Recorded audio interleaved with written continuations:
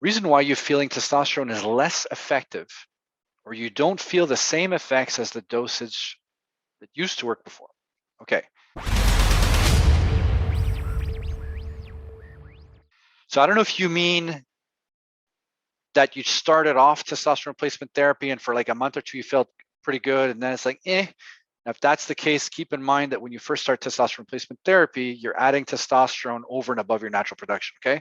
So even if your natural production is like here, it's like total shit, and you're still adding whatever amount you're injecting or taking by a cream over and above, okay? So your levels are going to be higher. Now, once your natural levels get suppressed, right, so they come down, you have to understand that your total level is now also going to come down.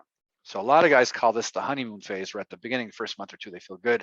And then it's like, oh, I'm kind of dragging. I was feeling okay, but now that's usually a sign to raise your dose. Now, if you've been on TRT for a while, you may find yourself sometimes needing a little bit more, sometimes having a little bit less, depending on factors like how much you've been sleeping, what has your stress levels been like, what has your activity level been like.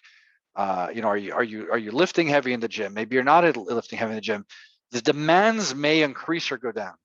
Okay, so